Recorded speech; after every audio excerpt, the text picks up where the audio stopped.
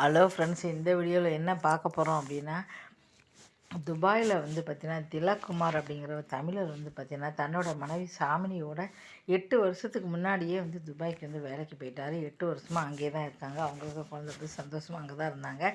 இப்போ திலக்குமாரோட அம்மா சரி பையன் மருமகளாம் நம்ம துபாயில் போய் பார்த்துட்டு வருவோம் அப்படின்னு சொல்லிட்டு போயிருக்காங்க.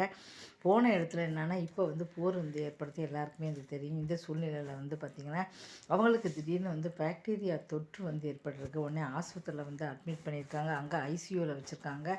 அங்கே பார்த்திங்கன்னா ஒரு நாளைக்கு பார்த்திங்கன்னா 4 லட்ச ரூபா பில் போட்டிருக்காங்க. பில்லு அவரால் கட்டவே முடியல அப்படின்னு சொல்லலாம்.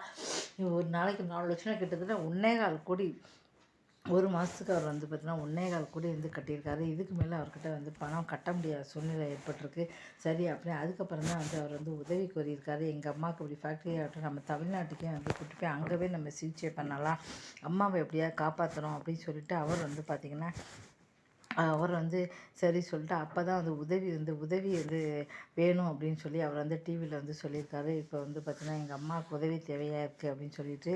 இதில் என்ன அப்படின்னா இப்போ பார்த்தீங்கன்னா இது சாதாரணமாக அவங்க அம்மா ஐசியூவில் இருக்கிறதுனால அங்கேருந்து ஆம்புலன்ஸ் பார்த்திங்கன்னா அதில் தான் அங்கேருந்து இங்கே கொண்டு வரணும். அதுக்கு இப்போ தமிழ்நாட்டுக்கு 7 லட்ச ரூபா கட்டணமாக வாங்குறாங்களாம். ஆனால் என்ன அப்படின்னா இப்போ பார்த்திங்கன்னா போர் நடக்கிறதுனால இப்போ 50 லட்ச ரூபா கேட்காங்க. அந்த 50 லட்ச ரூபா நீங்கள் கட்டினா கூட அதுக்கு மட்டுமே 50 லட்ச ரூபா கிடைக்குமா அப்படின்னு சொல்ல முடியாத சூழ்நிலை தான் இப்போ இருக்குது. அதனால் அம்மாவை எப்படி காப்பாற்று தெரியாமல் அவர் இருக்காரு. அதனால் உடனடியாக எங்கள் அம்மா பார்த்திங்கன்னா ஆம்புலன்ஸ் மூலமாக அங்கே கொண்டு போகணும், தமிழ்நாட்டுக்கு கொண்டு போகணும், எப்படியாவது உதவி செய்யுங்க அப்படி சொல்லிட்டு உதவி எல்லோரும் உதவி செய்யுங்க சொல்லி உதவியை நாடியிருக்காரு. ஏன்னா ஏற்கனவே 1.25 கோடி அவர் கட்டியிருக்காரு. இன்னமும் செலவு செய்ய முடியல அப்படி சொல்லிட்டு தான் இப்போ வர முடியாத சூழ்நிலை.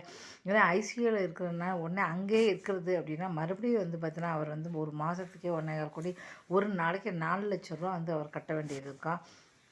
சரி அங்கேயே கூட்டிகிட்டு வரலான்னா அது கிடைக்குமா? இப்போ 50 லட்ச ரூபா கட்டினா கூட இப்போ கிடைக்காது அப்படின்னு சொல்கிறாங்க போரின் காரணமாக. அதனால் என்ன செய்யுன்னு தெரியாமல் இப்போ அவங்க அம்மா அங்கே தவிச்சுக்கிட்டு இருக்காங்க. இப்போ எப்படியாவது தன்னுடைய தாயாரை பார்த்திங்கன்னா காப்பாற்றணும். இவங்க அம்மா பார்க்க போனவங்க பார்த்திங்கன்னா எப்படியோ கரெக்டாக இந்த நேரத்தில் மாட்டிக்கிட்டாங்க. அங்கே பாக்டீரியா தொற்று ஏற்பட்டுச்சு. எப்படி நான் அம்மாவை காப்பாற்றுன்னு தெரில அப்படின்னு சொல்லி கண்ணீர் விட்டுட்ருக்காங்க. இப்போ சாமினி அவங்க 2 பேரும் பார்த்திங்கன்னா எப்படியாவது அம்மாவை காப்பாற்றியே ஆகணும் அப்படின்னு சொல்லிட்டு அப்போ நம்ம உதவி கேட்கலாம் அப்படின்னு சொல்லிட்டு தான் அறக்கட்டை போய் உதவி கேட்டிருக்காங்க.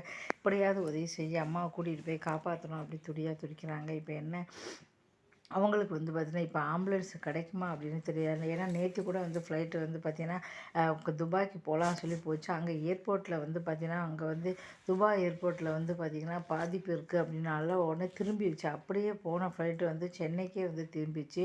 யாருமே துபாய் போய் சேரல. இந்த நேரத்தில் பார்த்திங்கன்னா அங்கேயிருந்து இப்போ வர முடியுமா அப்படின்னே தெரியல. ரொம்ப கஷ்டமான ஒரு சூழ்நிலையில் இருக்காங்க.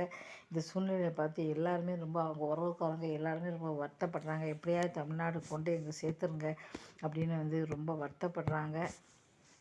வெளிநாட்டு வாழ்க்கை அப்படின்னு சொல்கிறாங்க. வெளிநாட்டு வாழ்க்கை வெளியிலேருந்து பார்க்குறதுக்கு வேணால் சொகுசானதாக இருக்கலாம். ஆனால் எவ்வளவு பார்த்திங்களா எவ்வளோ துயரமானது அப்படின்னு நம்ம தெரிஞ்சுக்கலாம். ஏன்னா நினச்சா நம்ம வர முடியாது. இந்தியாவுக்குள்ளே இருந்தாலே வர முடியாது. வெளிநாட்டிலேருந்து நினச்சா போக முடியாது. எவ்வளோ கஷ்டம் பாருங்கள்.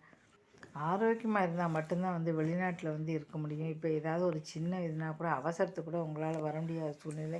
இப்போ என்ன செய்ய தெரியாமல் அவங்க இப்போ தவிச்சிட்டு இருக்காங்க. கண்டிப்பாக அவங்களுக்கு ஆம்புலன்ஸ் கிடச்சி இங்கே வரணும் அப்படின்னு சொல்லி எல்லாருமே உறவுக்காரங்க எல்லாருமே வேண்டியிருக்காங்க. பார்க்கலாம். இந்த வீடியோ பிடிச்சா மறக்காம சேனலை சப்ஸ்கிரைப் பண்ணி இது மாதிரி நிறைய வீடியோக்கள் போட்டிருக்கேன்.